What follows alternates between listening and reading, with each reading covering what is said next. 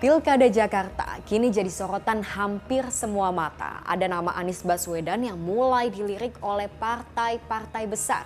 Ada juga nama Kaisang yang mengaku siap disandingkan sebagai bakal calon wakil gubernur Jakarta. Lalu bagaimana peluang keduanya? Kita diskusi.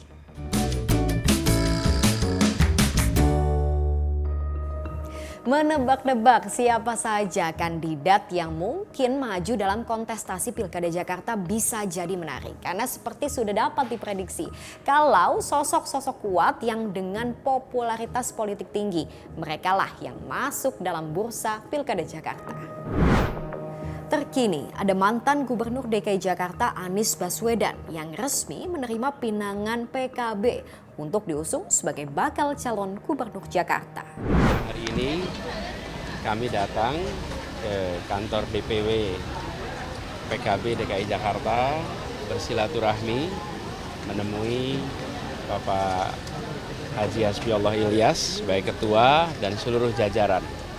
Tujuan silaturahmi ini adalah menyambut keputusan yang telah dibuat oleh PKB yang diumumkan kemarin. Kami sampaikan bahwa ini adalah sebuah kepercayaan, ini adalah sebuah amanah, dan kami sampaikan rasa terima kasih, rasa hormat, dan perjuangan untuk kita menghadirkan kesetaraan di Jakarta, insya Allah akan menjadi fokus utama kita. Sebelum resmi diusung PKB, Anies juga sempat dilirik oleh partai lain. Sebut saja ada PKS sampai PDIP. Saat ini Anies yang bukan merupakan kader parpol manapun bisa jadi ini yang menjadi daya tawar Anies jika dibandingkan dengan sosok lainnya. Dengan konteks sekarang ini di mana Pak Anies sebagai mantan Gubernur Jakarta dan juga runner up dalam Pilpres tahun ini menjadikan beliau ini sebagai sosok yang terdepan untuk bisa maju dalam Pilkada Jakarta di tahun ini. Dan ini pula yang membuat Pak Anies mempunyai daya tawar lebih ya untuk bisa diajukan di mata para parpol besar yang kita tahu sudah memberikan statement untuk memberikan dukungan. Selain Anies, ada juga nama Kaisang, putra bungsu Presiden Jokowi yang bisa melaju ke Pilkada, gak lagi terhalang batas usia berkat putusan MA. Ketua Umum Partai Solidaritas Indonesia itu mengaku gak masalah jika diduetkan dengan Anies dalam Pilkada Jakarta. Tapi baru saja mengumumkan bahwa Pilkada DKI Jakarta mengusung Anies dan nama Pak Mas Kaisang sebagai wakil gubernur. Gimana tanggapannya? Ya nggak masalah, saya kira itu juga baik, dan kita lihat juga Pak Anies juga kalau kita lihat surveinya sekarang juga yang paling tinggi, jadi ya saya nggak masalah juga kalau nanti pun akan dipasangkan oleh Pak Anies. Tapi kalau melihat sejarah parpol pendukungnya, mungkin nggak ya? Kaisang, Ketua Umum Partai Solidaritas Indonesia. Pada Pilpres lalu, PSI gabung dalam Koalisi Indonesia Maju bersama dengan Gerindra, Golkar, ada juga PAN sampai Demokrat. Sementara Anies Baswedan saat ini didukung PKB. Kemungkinan ada juga PKS dan PDIP yang bisa jadi ikut gabung. Artinya Anies ataupun Kaisang didukung oleh partai-partai yang beda kubu dalam Pilpres lalu. Sang kakak, Wali Kota Solo sekaligus Wakil Presiden terpilih Gibran Rakabuming Raka menanggapi wacana duet Anies Kaisang.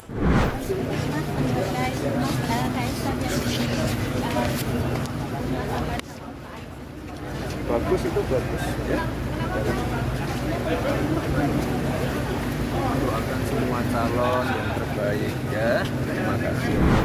Selain nama Anies dan Kaisang, sosok lain yang juga santer masuk dalam bursa Pilkada Jakarta adalah Ridwan Kamil, mantan Gubernur Jawa Barat. Lalu apa saja pertimbangan partai-partai pengusungnya? Ini jawaban Partai Gerindra.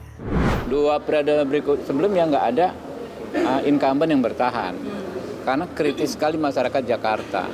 Kita banyak janji tapi nggak perform, ya nggak maksimal, kita bakal nggak akan dapat kepercayaan lagi gitu loh. Jadi kalau masuknya Pak Ridwan Kamil itu kan terhitung sosok baru, tinggal gandeng wakilnya siapa yang mendukung ya, bukan mengurangi ya, bukan membebani. Saya pikir peluang Pak Ridwan Kamil menang cukup besar. Saat ini Ridwan Kamil diketahui sudah memegang surat tugas dari Golkar untuk ikut dalam pilgub di 2 wilayah berbeda, Jakarta atau Jawa Barat. Pilih mana ya? Gerindra akan mendorong RK. Saya kira masalahnya ada di RK ya. RK rasa-rasanya kurang begitu berminat untuk dicalonkan sebagai calon gubernur di Jakarta gitu. Kenapa gitu ya? Karena potensi menangnya belum bisa diprediksi ya. Kan dibandingkan misalnya kalau beliau di Jawa Barat. Di Jawa Barat kemungkinan menang cukup tinggi. Dan oleh karena itu ya bertarung di Jawa Barat bagi RK jauh lebih menguntungkan misalnya kalau bertarung di daerah khusus Jakarta. Sementara saat yang samaan nilai politiknya atau posisi politiknya saya kira udah kurang lebih hampir sama. Mau jadi gubernur di Jakarta atau gubernur di Jawa Barat, saya kira nilai politiknya sekarang ini ya sudah kurang lebih hampir sama, karena untuk Pilpres 2029 yang akan datang, saya kira